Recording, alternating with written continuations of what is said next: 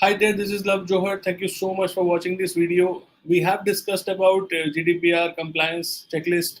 We have discussed about GDPR audit checklist, but we haven't touched upon GDPR implementation checklist. So this is a good starting point for anybody who is trying to implement GDPR in your organization. Please follow this checklist. This is a good starting point for you.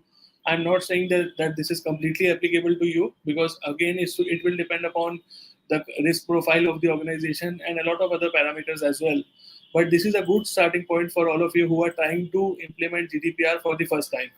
Okay, so this checklist will give you a lot of support on that front, and then of course you can tailor it accordingly as per your requirements. So the first thing is awareness and training. Second thing is raising the awareness within the employees regarding the GDPR regulations and responsibilities. And after that, you have to make sure that you do the data mapping exercise. This is very important. We already discussed this in the last two videos, but now you have to actually do it, because this is the implementation checklist phase, and you have to determine, what are the personal data sources. And again, it talks about data flow diagram, as it says, and its flow within the organization. So again, if you don't know how to create a DFD, data flow diagram, please feel free to watch the video in this YouTube channel. I have created videos on that. And then you have to conduct data audit, assess the data processing activities and consents and security measures which are in place. Then you go to data subject rights. What are the rights that have been provided to the data subjects? Establish that there is a data subject access request DSAR process in place. You have to make sure you set up a procedure for that. Then you have to provide information, regarding the same, and you have to inform the data subjects, and they should be able to understand this.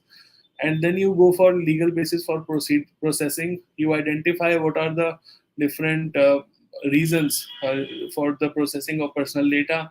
You create the privacy policy if it is not there. If it is there, you revise it accordingly.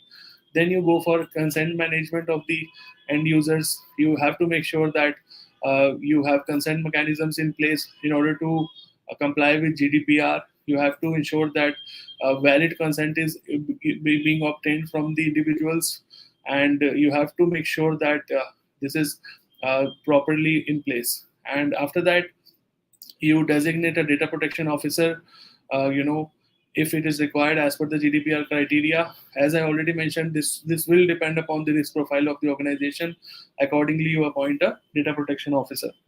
Then it goes to the data breach management. You have to develop data breach response plan. You have to create a plan how you should respond in case of any personal data breaches. Then you have to create drills. You have to create simulations of the same in order to ensure that the plan is effective. Then you go for vendor and third party management. You ensure that you have contracts in place which clearly lay out that GDPR compliance clauses in the contracts are placed properly. Then you evaluate if there are any across borders transfers, international data transfers in place or not, and accordingly implement the necessary safeguards.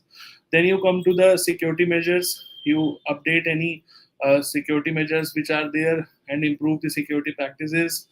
Then you maintain all the documents for the processing of personal data accordingly. Then you go for DPIS.